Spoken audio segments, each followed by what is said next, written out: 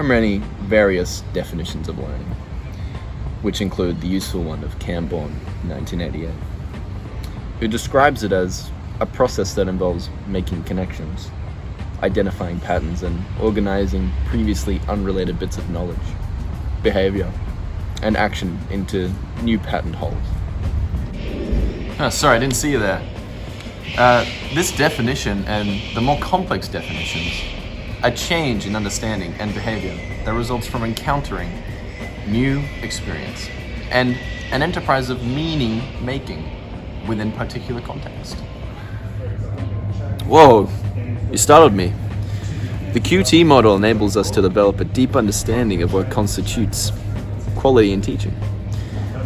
The dimensions of intellectual quality, quality learning environments, and significance provides us with the framework to think about and discuss all elements of teaching, backed by a rigorous research base. The New South Wales quality teaching model has 3 dimensions and 18 elements. The QT model's third and final dimension is significance, and the significance of cultural learning on people who mightn't usually want to get a standard education is astounding.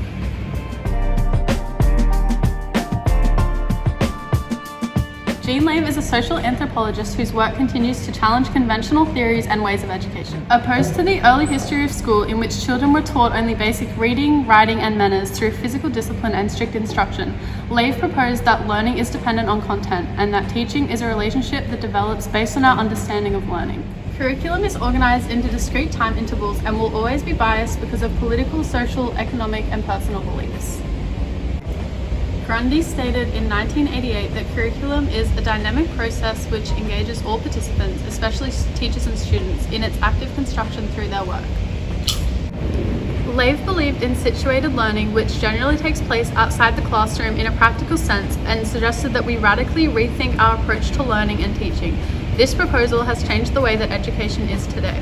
The 5 categories of curriculum are explicit, implicit, hidden, null, and extra or co-curriculum.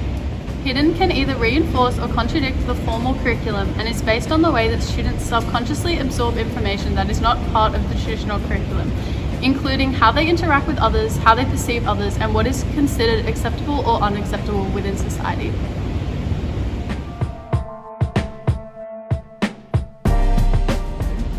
The concept of situated learning theory is that learning occurs with authentic context, culture, and activity, and is widely unintentional.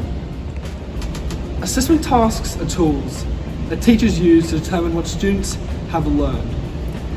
If you use the wrong tools or use the tools incorrectly, you will not get useful information.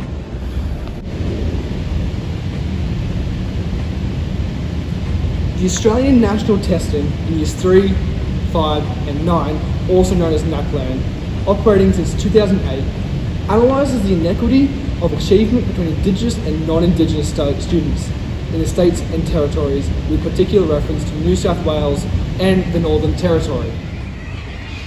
There is an achievement gap between Indigenous and non-Indigenous students in all states of Australia. In the Northern Territory, it is a staggering 50 percent points or more in reading, writing and numeracy across all year levels currently tested in 2012.